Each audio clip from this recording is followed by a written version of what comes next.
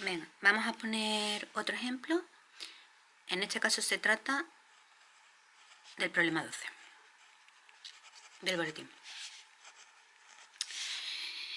Lo he elegido porque es un poco distinto, porque aquí el hecho de que la secuencia se detecte no implica siempre que la salida se pone a 1, sino que hay una secuencia que hace que la salida se ponga a 1 y otra que la salida se ponga a 0. En concreto, lo que dice el problema es, al igual que antes, tenemos un circuito secuencial síncrono que tiene una entrada y una salida. Entrada X, salida Z. Cuando se produce la secuencia 1, 1, 0, la salida se pone a 1. Y ese valor se mantiene hasta que se detecta la secuencia 0, 1, 0, en cuyo caso la salida se pone a 0. Y pasa igual, el valor se mantiene hasta que llega una nueva secuencia 1, 1, 0. Es una forma de operar un poco distinta y por eso también lo he querido hacer. Si consideramos un ejemplo, igual que hemos hecho antes, por ejemplo, yo que sé, vamos a considerar estos valores que estoy poniendo aquí, ¿vale? Bueno, pues vamos a construir ahora la salida en función de lo que nos ha dicho el problema.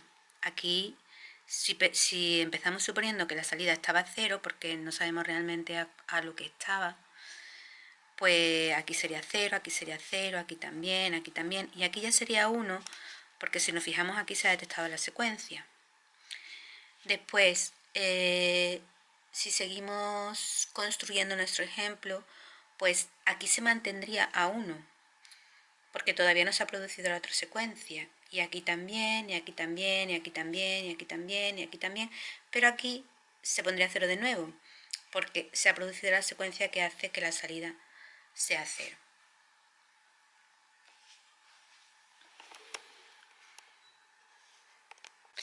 Bueno, pues al igual que anteriormente vamos a hacer el diagrama de estados de este problema.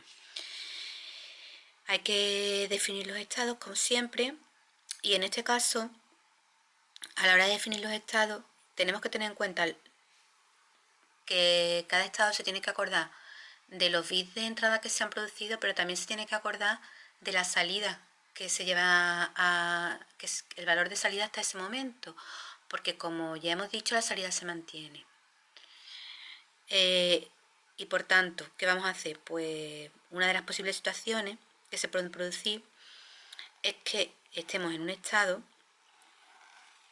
por ejemplo, en el cual lo que han entrado son ceros hasta ese momento y la salida es 0. Llevo ceros, llevo ceros, salida 0. Bueno, pues, ¿qué ocurre? Como siempre vamos a desarrollar ahora la transición del estado A.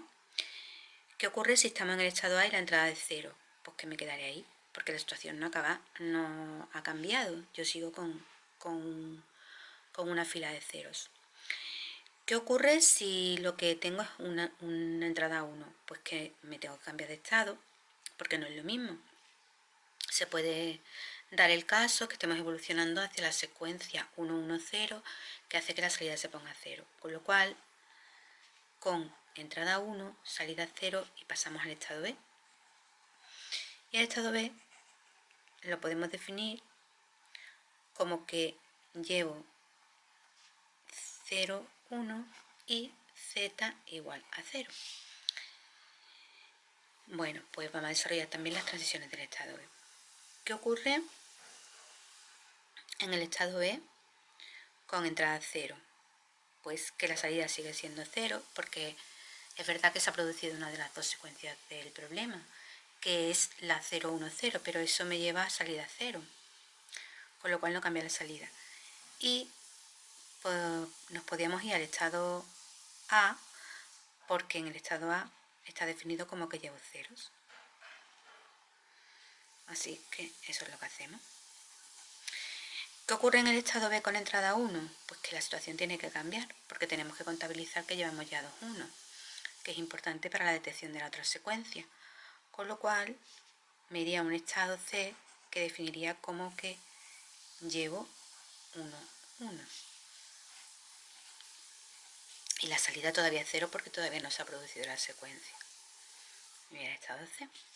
Y Z igual a 0. La salida siempre hay que ir anotándola también en este problema. Si desarrollamos las transiciones del estado C, puede ocurrir que tenga entrada 1 o que tenga entrada 0. Si tengo entrada 1, si nos fijamos, la situación es la misma, porque es verdad que ya son 3 1, pero sigo llevando los dos primeros.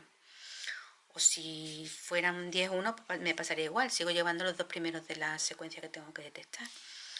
Y la salida es 0 porque no se ha producido, por lo tanto me puedo quedar en el mismo estado C.